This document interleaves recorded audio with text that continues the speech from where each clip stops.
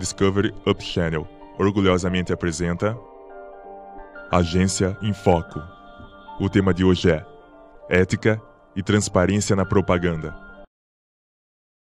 Qual é a definição de ética? Ética é um conjunto de regras e preceitos de ordem valorativa e moral de um indivíduo, de um grupo social ou de uma sociedade. E o que é ser transparente na comunicação? Ser transparente na comunicação é procurar deixar bem claro o objetivo da campanha sem omitir informações que possam gerar prejuízo ao consumidor, ou até mesmo campanhas que geram polêmica e desagradam determinados grupos de pessoas.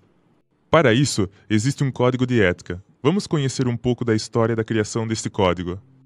O Código Brasileiro de Autorregulamentação Publicitária foi criado no final dos anos 70, quando o governo federal pensava em criar uma lei para censura prévia à propaganda. Para impedir que isso acontecesse, foi criado o autorregulamento, sintetizado num código que teria a função de zelar pela liberdade de expressão comercial e defender os interesses das partes envolvidas no mercado publicitário, inclusive os do consumidor. Essa ideia ganhou força pelas mãos de alguns dos maiores nomes da publicidade brasileira. Logo em seguida foi fundado o CONAR, Conselho Nacional de Autorregulamentação Publicitária, uma ONG encarregada de fazer valer o Código Brasileiro de Autorregulamentação Publicitária. Desde então, o CONAR já instaurou mais de 7.000 processos éticos e promoveu muitas conciliações entre os associados em conflitos. Os preceitos básicos que definem a ética publicitária são: todo anúncio deve ser honesto e verdadeiro e respeitar as leis do país. Deve ser preparado com o devido senso de responsabilidade social, evitando acentuar diferenças sociais. Deve ter presente a responsabilidade da cadeia de produção junto ao consumidor. Deve respeitar o princípio da leal concorrência. Deve respeitar a atividade publicitária e não desmerecer a confiança do público nos serviços que a publicidade presta. O CONAR atende às denúncias de consumidores, autoridades, associados ou ainda formuladas pela própria diretoria. Feita a denúncia, o Conselho de Ética do CONAR se reúne e julga, garantindo amplo direito de defesa ao acusado.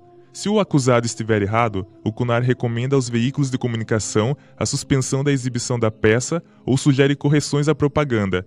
Pode haver advertência também ao anunciante e à agência. Resumindo, o Código de Ética Publicitário tem a função de garantir a transparência do processo de comunicação e impede que o anunciante se utilize de métodos condenáveis para obter a preferência do público junto aos seus produtos e serviços. A sua importância para a publicidade é talvez maior do que para algumas outras atividades profissionais humanas conhecidas, pois ela determina o que é correto ou incorreto na forma e no conteúdo da comunicação entre uma empresa e o público para o qual ela anuncia seus produtos. Alguns casos de campanhas que foram analisadas pelo CONAR e proibidas de serem vinculadas. Havaianas. O comercial é da avó que conversa com a neta em um restaurante quando o ator Cauã Raymond entra e rola um diálogo entre as duas. Vamos ver o vídeo. Não acredito que você veio pro restaurante de chinelo. Deixa de ser atrasada, né, vó? Isso não é chinelo, é Havaianas, ó. Havaiana Fit. Dá pra usar em qualquer lugar. E é bonitinha, é? Boa tarde, tudo bem? Olha lá, vó. É aquele menino da televisão. Você tinha que arrumar um rapaz assim pra você. Ai, mas deve ser muito chato casar com famosa, né? Mas quem falou em casamento? Tô falando em sexo. Vó! É depois eu que sou atrasada. A agência responsável pela criação desse comercial foi proibida pelo incentivo ao sexo, degradando a imagem inocente dos mais velhos. A agência retirou o vídeo do ar e utilizou a proibição como estratégia, refilmando as cenas finais do comercial e divulgando o filme original somente na internet. Deixa de ser atrasada, né, vó? Isso não é chinelo, é Havaianas, ó. Havaiana Fit. Dá pra usar em qualquer lugar. Algumas pessoas reclamaram da propaganda das novas Havaianas Fit. Em respeito a elas, a Havaianas decidiu tirar o comercial da TV. Por outro lado, algumas pessoas adoraram a propaganda. Em respeito a elas, a Havaianas decidiu manter o comercial na internet. Democrático, né? Se você quiser assistir o comercial, entra no site. Viu como eu sou moderninha? Telecena. O comercial mostra a banda Restart cantando uma de suas músicas modificada para a telecena. Vamos ver o vídeo. Conheci uma telecena diferente. Me apaixonei porque é pra gente como a gente. Nunca pensei que pudesse viajar, ir pra onde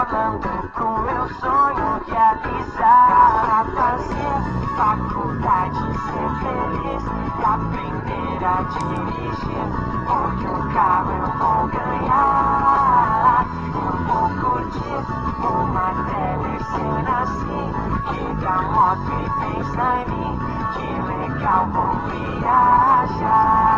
Prepara a mala com a minha roupa, eu vou...